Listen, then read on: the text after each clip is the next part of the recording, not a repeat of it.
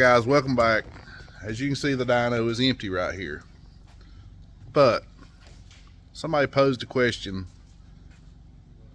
how gangster can we get on the dyno? I don't know. We're gonna go two gangster.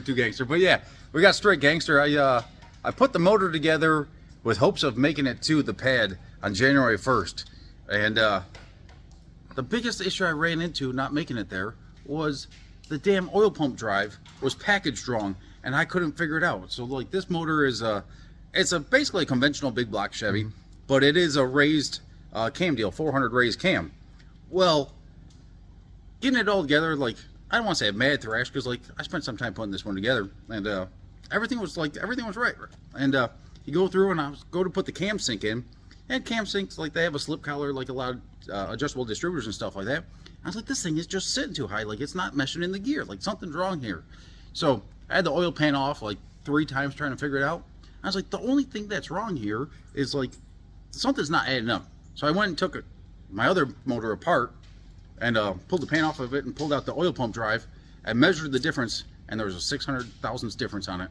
I was like, son of a puff, they measured the freaking oil pump drive wrong. Like, so that one sucked. And the biggest thing was, like, the company that sold that deal doesn't even sell a 600 raised cam deal. So like, whoever's selling, like, whoever's making it for them, like, totally screwed with the quality control. Because like, I even like Googled, like, They should have called you first. They should have called me. I made a post on Facebook saying, like, you know, like, running into issues, just so like people didn't think I was like, you know, like, crazy. I had full intention of going there, right? And a guy that I know that does a whole lot of engines and stuff like that down in Arizona, he had 20 of them that were all wrong. Oh wow. So yeah, the R&D was off on that one. So yeah, so quality control missed that one, a whole slew of them. So yeah, I got the motor back. Like, the motor's been together for 3 or 4 weeks now, and I've wanted to race it a couple times. Like, you know, I need to put this thing on the dyno just to make sure everything's kosher. So I put it on the brake once or twice, a couple times, just to make sure, like, you know, everything's seeming healthy and stuff like that. But before I went out and racing and spend the money on entry fees and this and that, and possibly having an issue or something like that, put it on the dyno and just get a good baseline and everything like that. Because this is we went to the 88s this time around so that we could I mean, we went over 160 with the car previously, but we're gonna have to go, you know, we're gonna have to run pretty good here on the front side, no prep stuff. So yeah. How any certain, I mean, everybody always looks for a number. You just, like I said, just want to do a break-in baseline. Yeah, like, we'll run this motor up to, I'll put 40, a little over 40 pounds of boost to this thing here. We'll probably run it at like 20, 25 pounds or something like that, and leave it a little fat and lazy. Are you going to try to max the dyno out? I don't think so. You don't think so? It depends what it does the first couple pulls. I don't know. I'd like, so this motor. Can you make 2? I'd imagine it should. Okay, yeah. So you can max the dyno out. Like, it'll probably be right around in there. Injectors, like, I'm still running Bosch 210s, right? Yeah. I got 16 of them, and like, mile an hour wise, like, with the mile an hour that we've ran with the 210s, with my the motor that was in the car previously, which was a bigger motor than this motor. Right. But this motor is something I've been putting together specifically for the no prep stuff. And now I've been putting this piece in this motor together for several years now, and like, the motor's got some value to it. Right. But the amount of money that I have into it is, you know, probably, I don't know, 25-30% of what its actual value is, just by piecing things together. And don't get me wrong, it's almost all new parts and stuff like that in it, but it's been buying stuff like secondhand and stuff like that, and slowly piecing the parts together. But it's a conventional head. It's just box stock trick flow 365s. It is an old trick flow block. I used to crew with and spend some time with Jeff Lutz and stuff like that. And back in Vegas, we went 578 at 254 miles an hour with that block in it, with a pair of 88s. But that one had some profiler heads on it, which was a spread port head. So the heads are a whole lot more efficient than like a conventional headed deal. But yeah, and that was at, like, you know, 50, 48, 52 pounds of boost, something like that. So this deal here, it should make some pretty good power, and I mean, we got to go 170 mile an hour on the front side stuff to be able to play around. But this motor, if I was going for that ideal, I'd build like a 540 or something like that. This motor's smaller than that.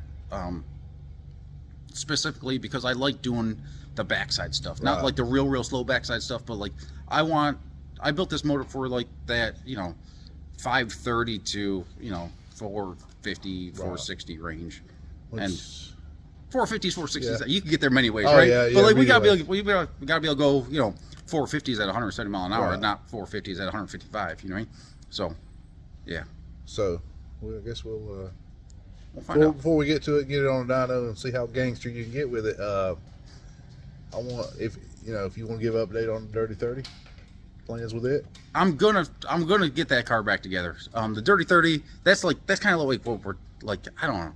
I don't want to say what we're known for, but that car was. But that's what you're known for. Yeah, we were that car. It really, it was what really kicked off this deal. Right. And like if we were doing the social media stuff, like I got like this kind of a saying, right? That a picture's worth 1,000 words, but a video's worth like, 1,000 yeah. pictures, and really tells the story, right?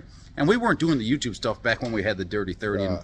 and some of the other channels that like we're friends with and stuff like that. They weren't nearly as big as they are now Right. when we had that car. But that car, we had some really cool opportunities with that car. We had a Netflix deal lined up with that Yeah. car, some other really cool deals. But that car, we did lose it in a fire and stuff like that. It was it met a I pretty, remember watching pretty sad it. demise. I remember watching. I Yeah. remember watching you crawl out. Yeah. And Yeah, I got burnt up pretty outside. good. Like my hands right now, like they're kind of dirty right now, so you can't really see them. But like in the summertime, when my hands are clean, Yeah. you could see they got fried. You're and like scarred. yeah, they're pretty bad. So my dexterity, especially when it gets like below 50 degrees, Yeah. is like it's bad. Can't even like zip up my zipper, button my buttons. You know, like Oh, I'm too young for that stuff. Well, I'm not zipping your zipper up for you today, so I got Maddie do that occasionally, Okay. So yeah, she's not here today. MVP and Maddie are back up in New York. I drove all night long to come down here. I got to head back up in a couple days anyway, so it's a long trip for the baby. So we'll put it on the dyno and let's see what we. make sure it's all broken in. Yeah. I have intention of going to Conquer the Concrete in Oklahoma at the end of Wow. March. Then Small Tire Gangsters in Yellow Belly down in Texas, and then we got the race at Lake Cumberland. I forgot what it's called, but that's the 18th and 19th of April. And then we got the Butt Naked race May 4th, which is a 128 car field, $40,000 there. So like in the next like month, and there's $175,000 worth of races coming up. Oh yeah. And I'm not saying we got a car for that, but if we could make the power, Straight Gangster, the chassis wise is from freaking 200 feet out, has taken anything I could throw at the damn thing. So Right. like I need some more power. There you go. So we'll see what happens. Well, hopefully, like I said, we're gonna let you do your thing on the dyno, and hopefully we can help in the contribution or Yeah. We'll raise- get Robbie over here and he'll look at the computer. He'll be having you coyote swap that car if he has anything to do with it. But So just before, like back in September, we went to the finals at a 73, 75 car shootout or something like that back up in New York. And like, I literally threw a borrowed motor together, like literally 2 nights before. I started up like literally the night before the race, the morning before the race, Yeah. night before the race, whatever it was. And went on out there. But where was I going at with that? But yeah, right before that, I hurt my motor that was in the car a while ago. So I had the borrowed motor in it for a short period of time. That deal right there, the guy was buying Straight Gangster and he was gonna coyote swap it. oh, And I was like, look, he looked. He and, got his attention. I was like, dude, this car will be a bad mamma jamma with a coyote motor in it, and like where you could spin it and like you could do some really cool stuff with it. I was like, this chassis with a coyote motor, like it was gonna be dry, no water, like race car motor, right? And I was like, Straight Gangster would be a bad mamma jamma with a coyote motor in it. So Hey, Nick, come over. Come here. Nick said something about a coyote motor. Come here. He said something about a coyote motor, and all I seen was big grins. Best thing he said all day. the guy almost, I was close. I was real close to letting it go, and I was like, ah. I was like, if I let this go, I could go build like the outlaw car that I want to build, right? And like, because the small tire stuff, it's in this threshold right now that's in between. I mean, we need to sit down and just do a podcast, I guess, So right? look, yeah, we could, but you're small tire, you're street car. But on a serious note, but I know we joke a lot about small tire street car. Oh, you're this, you're that. But from your take of your small tire, but you're seeing the street car guys get like faster than they should now. So like, I almost came down last weekend. I had other priorities and stuff like that. I got a kid now, right? But I almost came down last weekend for the Darlington race, but I was like, I see the shift happening, especially like in the Carolinas, right? Yeah. Where a lot of the cars are like the small tire cars are going over to true strain. It's just like there's not going to be much of a field there, right? So like it's how many was there? It was 21? 21 or 22 cars on the street, and like Yeah. 12, 10 or 12. 10 or 12 for a small Yeah. tire, right? So like that's you can't just like even if you win, you can't justify like travel costs and stuff. Somebody's probably going to thrash me or badmouth me for this, but there's some puppy kickers out there. Most definitely, right? And the thing is, right? Like, Rat. Good rat. No, I'm just kidding. No, hood rat. That's another story. For well, the them. thing is, right? Like everyone's like, you get this whole like step up or step out game. Yeah. Okay, like, well, they're not stepping out; they're just stepping into a class that they still fit, right? So, Well, like, that's just it. They're going to be being called a puppy kicker, but if you look at rules, there's this. It's come up saying there is a gray area in the rules. So if you see the gray area, we still and your have, car fits. in my opinion, we still haven't seen a legitimate purpose-built small tire car come out yet. Are you saying that's getting ready to happen? It's gonna happen. Okay. Yeah, like it's gonna happen sooner than later.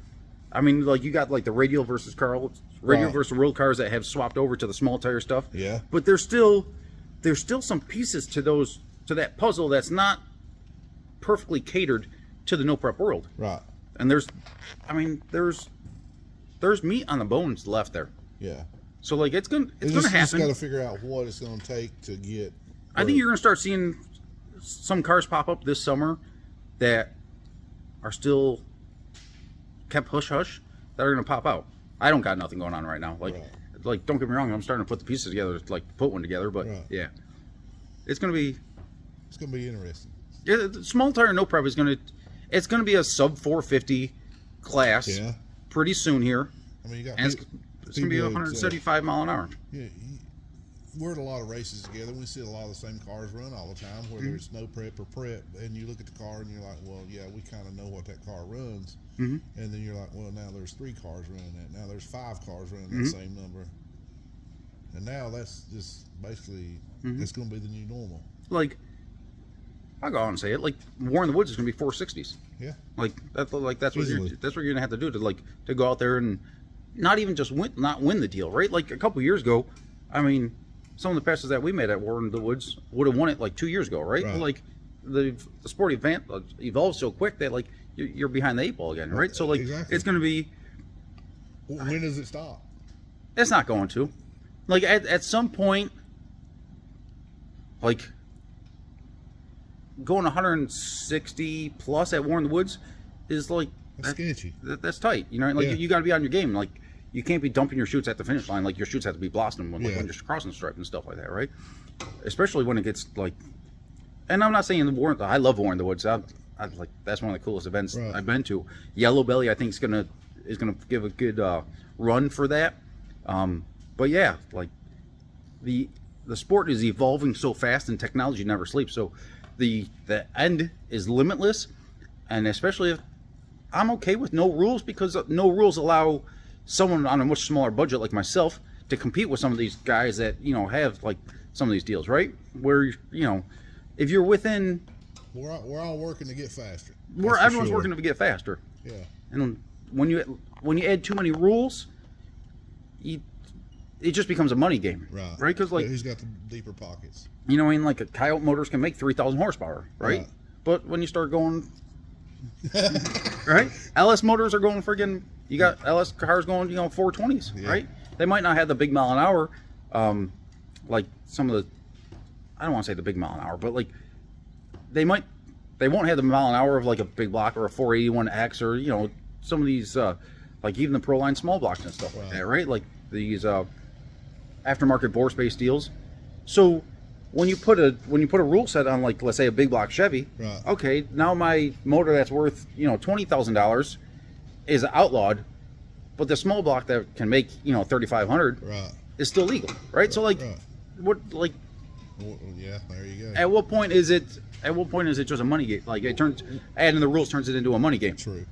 We're gonna have to get together on this. And might probably make another video with this, or do live video or something. Yeah, you can together. cut this one down We and can put it in another video. I'm letting all this go in the video right here because people need to hear it anyway. But you know, we're not trying to get away from what you originally come here for today. But we're going to get you in here and, like I said, see what we can do with it. We'll see what we could swing with. See what changes we have to make. If I got to like this cam that's in the car right now isn't ideal, but it's a 55 millimeter cam that I put in this deal. Right. So and you couldn't get, some of the companies couldn't get cam cores. So like this is it's a new cam, but it is not necessarily completely spec for this motor. So like it might have a couple little, the power range and stuff like that might be a little bit different from what I'd ideally have in the car. Right. But you know, Boost has the tendency of making up for certain things, so we'll see. All right, well, we'll get you in here and get you on here, and like I said, get started. I'm not cutting none of this down. Like I said, we're going to leave it all in there because, you know, sometimes stuff just needs to be said. So, and we'll pick it up at a later date with another one then. Yeah, we'll sit down after this deal, and hopefully I have a smile on my face still. Oh, you will. I know this one's smiling because you said coyote. Always. All right, guys, let's get her If out this here. deal doesn't work out good, you know, I might just have to steal the coyote out of that car. And I know somebody that'll help you. It'd be easy to The guy pull right out. there. All right, do it. Let's do it.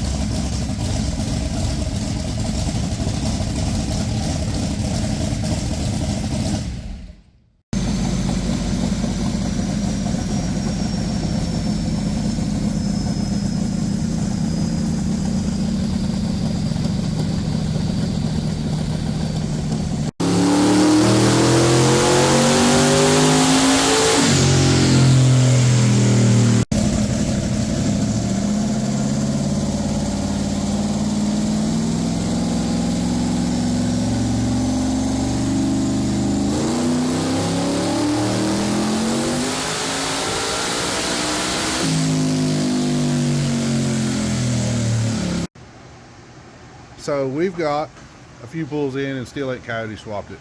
not yet. What do you think so far, Nick?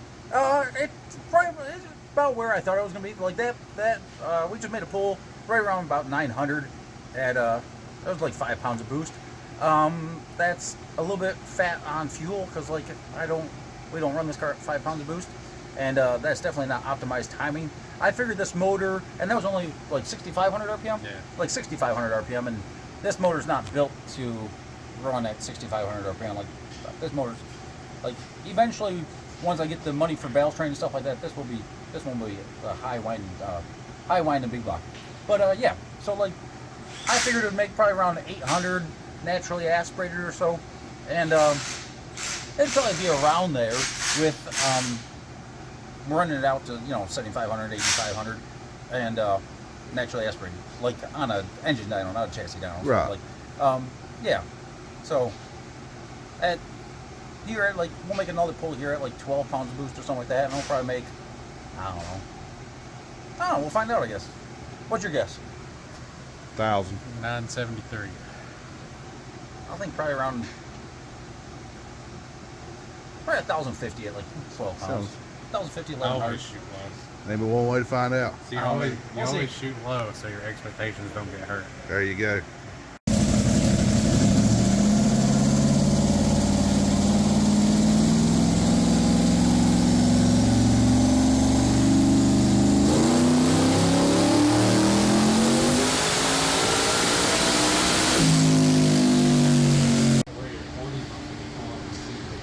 Good job. View on there. Because you should line up with the green circle over there.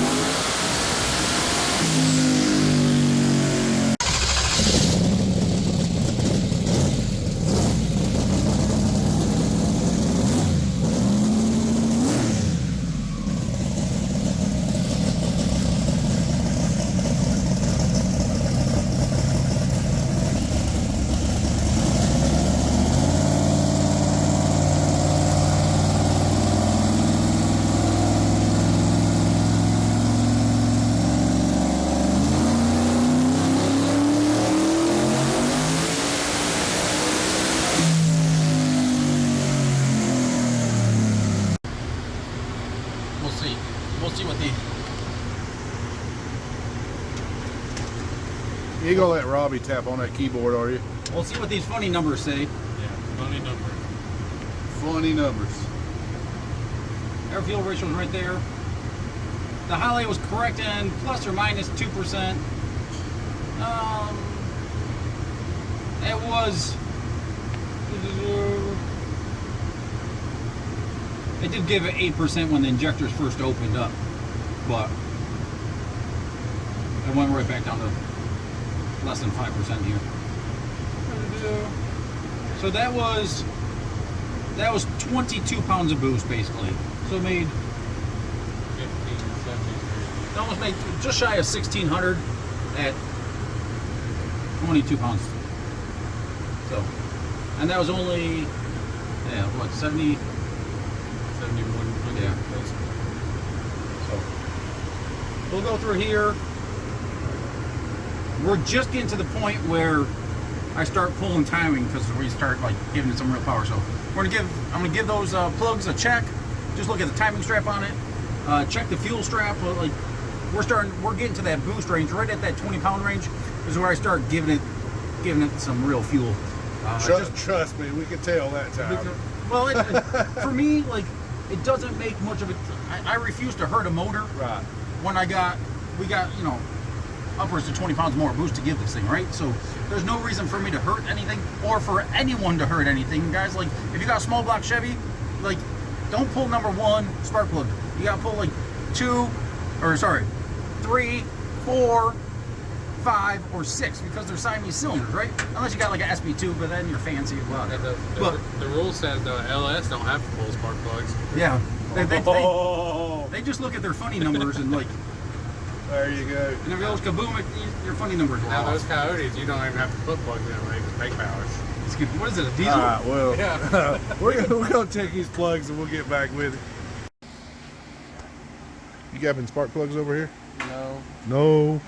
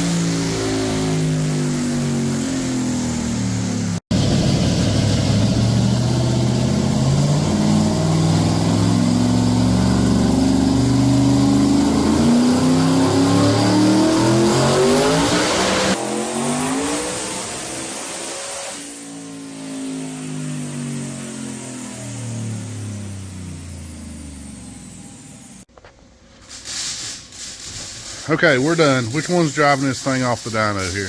You? I'm gonna make a hit. It might work. I don't know. You want to drive? Yeah. I need to figure out how much of a dog this thing's gonna be. Well, from what I can see, it's not going to be too much of a dog. I'll show the dyno numbers here in a minute, but you know where you started, and you know where you're at now. Whatever you want to tell them, let them know. It's about what I expected. I figured it would make somewhere around like 800-ish naturally aspirated, like if it was on an engine dyno type deal.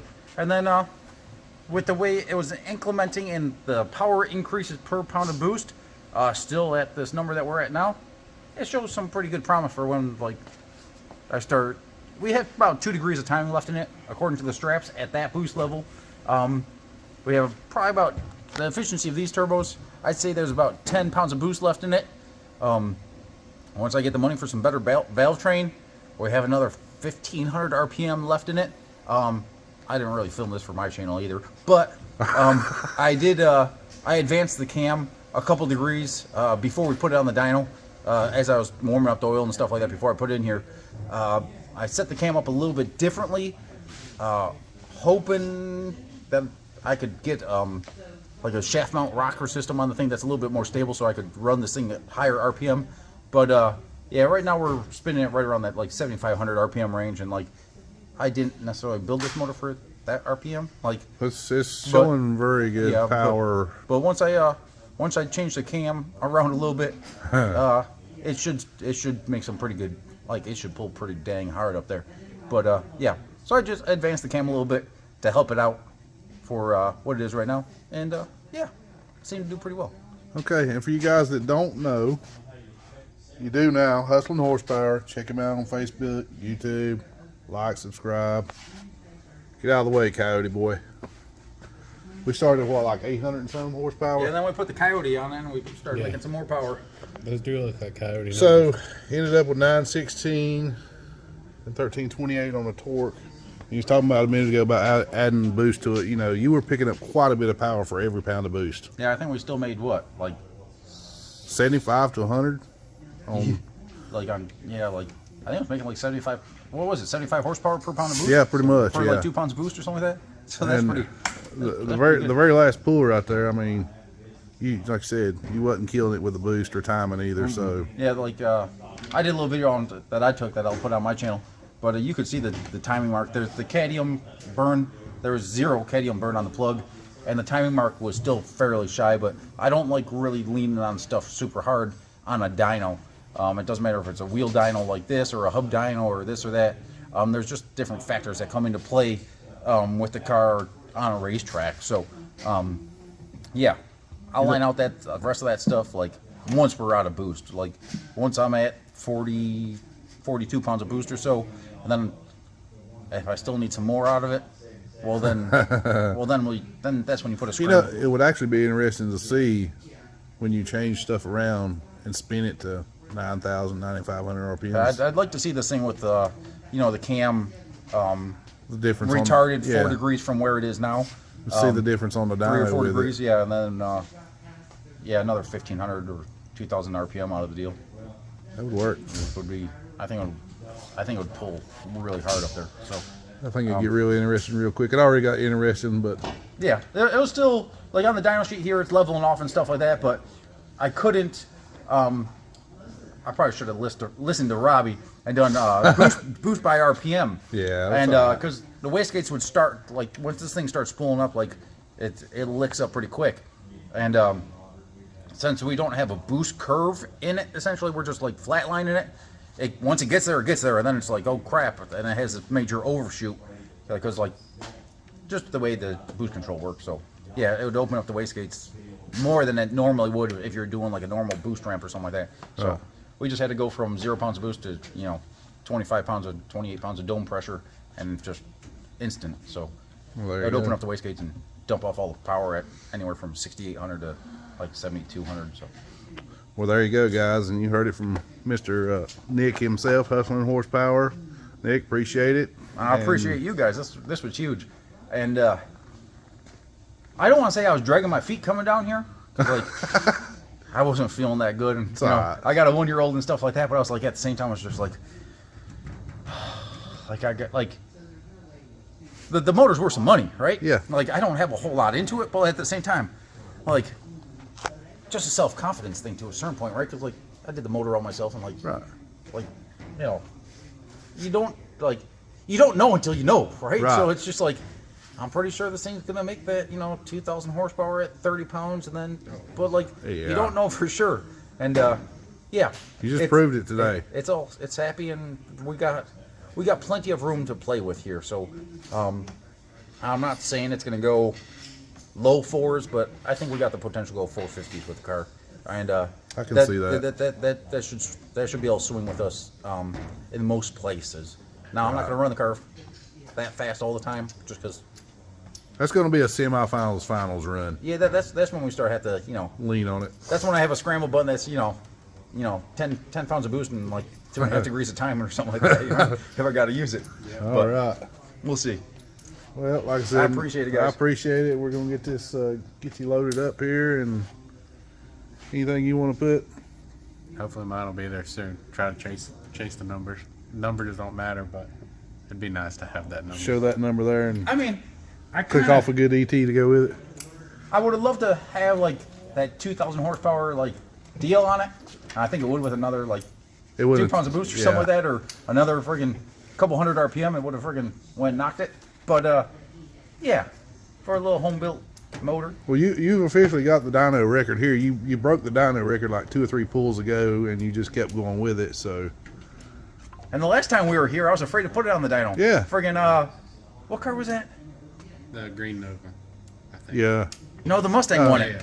Baby, Yeah. the gray and black one. Ed. Baby Shark. Baby Shark won it. Yeah. I was like, I don't know if I got enough for that one. And for people that say you can't make power on a wheel dyno, there you go. It hooked it. Yeah, it hooked. I mean, obviously we always We watch went and that. put, So. I put 20 pounds of dome pressure on the trans brake. Of course, the trans brake wasn't hooked up, and then we let it go, and I just laid into it from there, and just it walked away pretty good. So, yeah, that's pretty good. Of course, the torque and horsepower ratings don't match up perfectly, but there's a little reason to that. But we'll see here.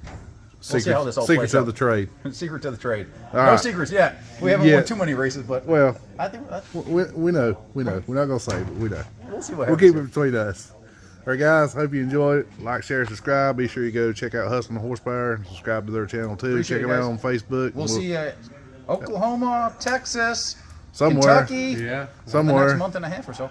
Sounds good. And we'll catch you on the next one.